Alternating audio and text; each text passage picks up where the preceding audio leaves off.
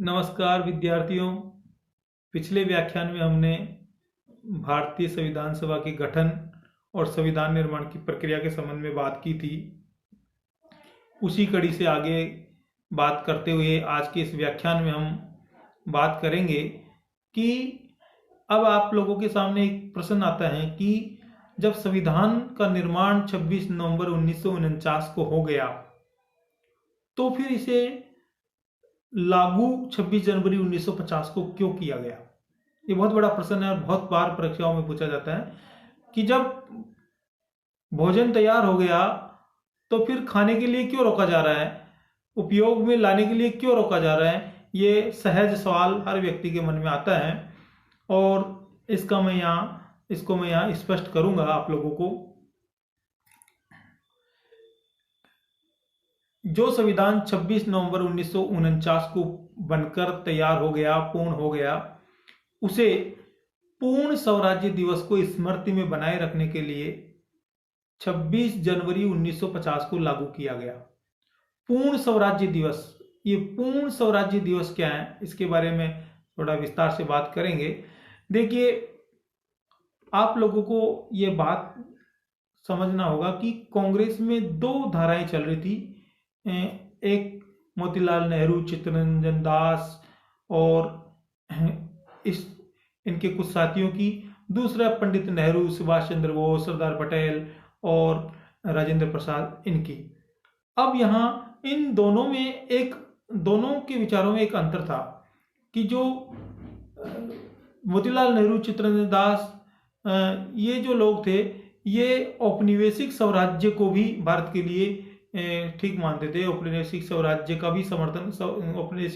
का समर्थन करते थे। लेकिन पंडित नेहरू और सरदार पटेल, सुभाष चंद्र बोस, राजेंद्र प्रसाद और इन जैसे बहुत से युवा वे चाहते थे कि भारत को पूर्ण स्वराज्य मिले, यानी एब्सोल्यूट फ्रीडम वाली स्थिति हो। तो आपको याद होगा कि 1929 में लाहौर में कांग्रेस का, दिसंबर 1929 में लाहौर में कांग्रेस का वार्षिक अधिवेशन हुआ।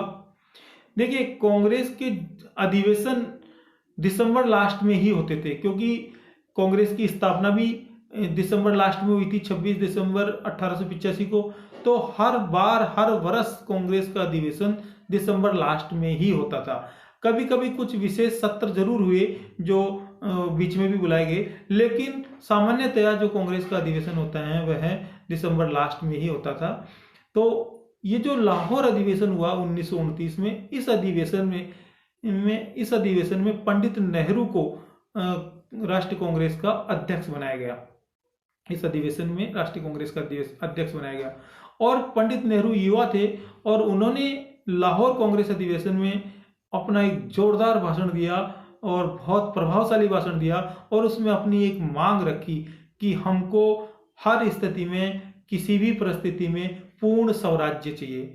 और इस अधिवेशन की एक खास बात और थी कि इस अधिवेशन में सबसे ज्यादा युवा लोगों ने सहभागिता की, यानी अब तक जितने भी अधिवेशन हुए उन सब अधिवेशनों की अपेक्षा इस अधिवेशन में अधिकतम युवा लोग शामिल हुए, यानी बहुत युवा लोग शामिल हुए।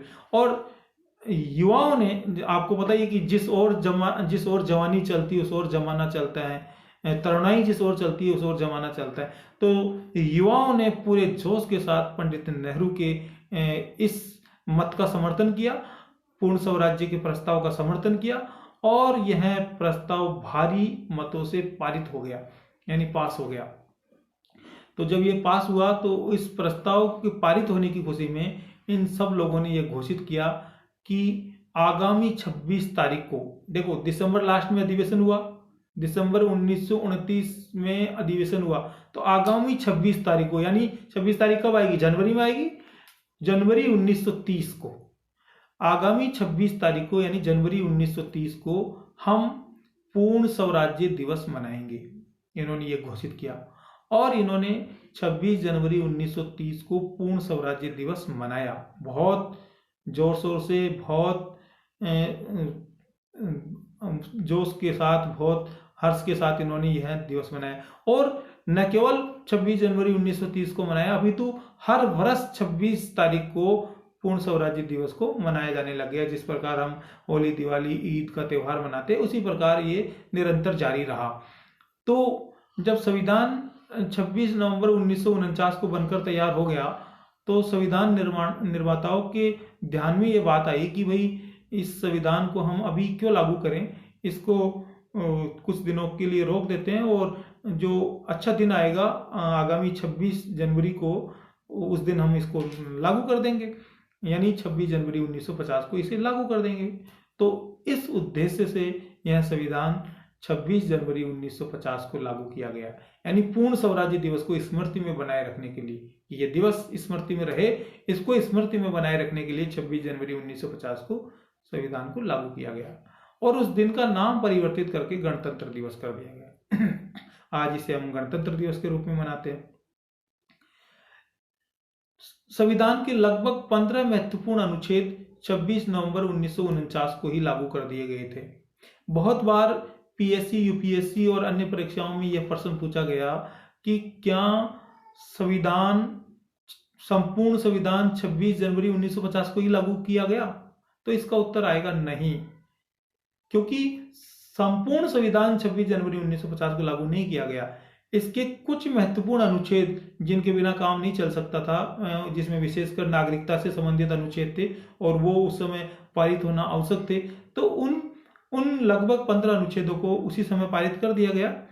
और ये जो 2 महीने का अंतराल था 26 नवंबर से 26 जनवरी 1950 तक का, इस अंतराल में भी बीच बीच में कुछ अन्य अनुच्छेदों को पारित किया गया, लेकिन जो संविधान का एक बड़ा हिस्सा था, संविधान का एक बड़ा भाग था, वह 26 जनवरी 1950 को लागू किया गया। इसलिए ये कहा जाता है कि संविधान 26 जनवरी 1950 को लागू हुआ, वरना इस क्वेश्चन का आंसर ये नहीं हो सकता, क्योंकि संपूर्ण संविधान 26 जनवरी 1950 को लागू नहीं हुआ, इसका कुछ हिस्सा पहले ही लागू हो गया था।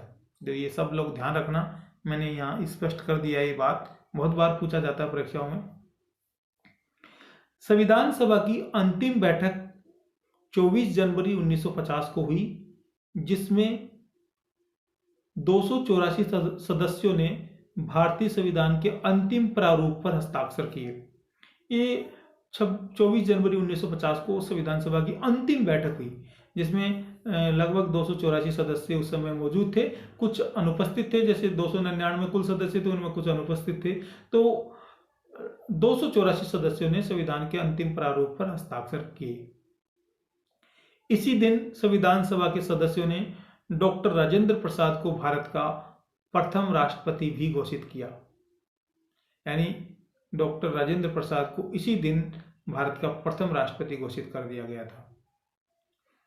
और संविधान निर्माण के दौरान भारत में एक घटना और हुई, उसका जिक्र मैं यहाँ करना चाहूंगा, और उसके साक्षी राजेंद्र प्रसाद भी हैं, क्योंकि राजेंद्र प्रसाद भी उस अंतरिम सरकार में मंत्री थे, कृषि एवं खाद्य मंत्री राजेंद्र प्रसाद। तो कोई पूछे कि भारत का प्रथम कृषि एवं खाद्य मंत्री कौन है, तो उसका आंसर होगा राजेंद्र प्रसाद। बहुत लोग इससे अनभिज्ञ है, बहुत लोग ये बात नहीं जानते, लेकिन भारत के प्रथम कृषि एवं खाद्य मंत्री डॉक्टर राजेंद्र प्रसाद है। संविधान निर्माण के दौरान 2 सितंबर 1946 को अंतरिम सरकार का गठन किया गया। जैसा कि मैंने पहले कैबिनेट मिशन योजना के समय भी जिक्र किया था कि कैबिनेट मिशन योजना में 2 बातें रखी गई थी। एक तो संविधान सभा के निर्माण की बात, वो भी कैबिनेट मिशन योजना के तहत आनुपातिक प्रतिनिधित्व प्रणाली से, और दूसरा जो प्रस्ताव उन्होंने रखा था अंतरिम सरकार के गठन का, तो उसी प्रस्ताव के फलस्वरूप यह अंतरिम सरकार बनाई गई 2 सितंबर 1946 को। तत्कालीन वाइसराय लॉर्ड वेवेल अंतरिम सरकार के अध्यक्ष थे। ये क्वेश्चन बहुत बार पूछा जाता है, आप लोग यहाँ कंफ्यूज हो जाते हो और इसका आंसर बहुत गलत दे देते हैं। लॉर्ड वेवेल अंतरिम सरकार के अध्यक्ष थे और पंडित जवाहरलाल नेहरू उपाध्यक्ष थे, जबकि बहुत से स्टूडेंट्स इसको पंडित जवाहरलाल नेहरू को अंतरिम सरकार के अध्यक्ष मानते हैं। नहीं, ये गलत है। पर अंतरिम सरकार के अध्यक्ष वाइसराय लॉर्ड वेवेल थे और उपाध्यक्ष पंडित जवाहरलाल नेहरू थे। लेकिन पंडित जवाहरलाल नेहरू अंतरिम सरकार के प्रधानमंत्री थे। तो प्रधानमंत्री होना अलग बात है और अध्यक्ष होना अलग बात है। पंडित जवाहरलाल नेहरू अंतरिम सरकार के प्रधानमंत्री एवं अंतरिम सरकार के और भारत के प्रथम विदेश मंत्री थे। आप लोगों को यह ध्यान होना चाहिए कि पंडित नेहरू के पास विदेश मंत्रालय अंत तक रहा, यानी विदेश मंत्रालय इन्होंने अपने पास रखा। तो भारत के प्रथम विदेश मंत्री भी यही थे और प्रधानमंत्री तो थे ही, अंतरिम सरकार के भी थे और बाद में आजादी के बाद में भी ये भारत के प्रधानमंत्री रहे। अब मैं यहाँ संविधान सभा से संबंधित कुछ अन्य महत्वपूर्ण घटनाओं का जिक्र करना चाहूंगा जो कई बार प्रतियोगी परीक्षाओं में पूछी जाती हैं, तो आप लोगों को समझना होगा। हैदराबाद एकमात्र ऐसी रियासत थी जिसने संविधान सभा में अपने प्रतिनिधि नहीं भेजे, क्योंकि हैदराबाद का निजाम रुष्ट था और वो तो यहाँ तक अड़ा हुआ था कि भाई हैदराबाद को एक अलग राज्य का दर्जा दिया जाए। तो सबने पूछा भाई आप हैदराबाद को अलग राज्य क्यों बनाना चाह रहे हो, तो इन्होंने तर्क भी दिया कि भाई आपने एक पश्चिमी पाकिस्तान बना दिया, एक पूर्वी पाकिस्तान बना दिया, तो एक दक्षिणी पाकिस्तान और बना दो। यानी इनके कहने का मतलब है कि भारत की चारों तरफ पाकिस्तान ही पाकिस्तान हो जाए। ये पाकिस्तान में जाना चाह रहे थे, लेकिन हैदराबाद की स्थिति अलग थी। हैदराबाद में क्या था कि जो जनसंख्या थी वो हिंदू अधिक थी और वह इस पाकिस्तान में विलय के विरोध में थी। कश्मीर और हैदराबाद में ये बहुत बड़ा अंतर है। देखिए, कश्मीर में मुस्लिम जनसंख्या अधिक थी लेकिन शासक हिंदू था, ये ध्यान रही आप लोगों को। कश्मीर में जनसंख्या मुस्लिम अधिक थी लेकिन शासक हिंदू था।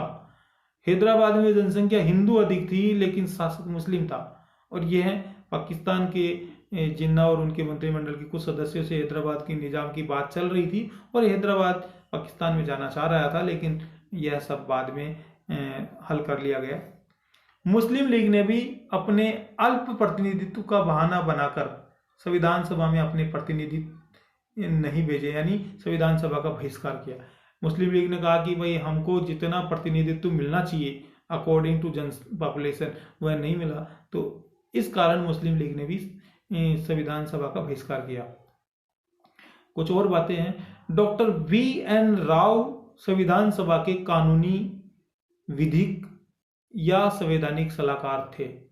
बहुत बार क्वेश्चन पूछे जाते हैं, सब आप लोगों को ये बहुत छोटी बात है, लेकिन इन सबको याद रखना बहुत आवश्यक है। ये बहुत बड़ी बड़ी प्रतियोगी परीक्षाओं में पूछे जाते हैं।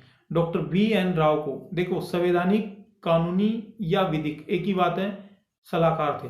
संविधान सभा के उपाध्यक्ष कौन थे, कई बार पूछा जाता है। देखो, संविधान सभा के अध्यक्ष तो डॉक्टर राजेंद्र प्रसाद हो गए, लेकिन उपाध्यक्ष कौन थे?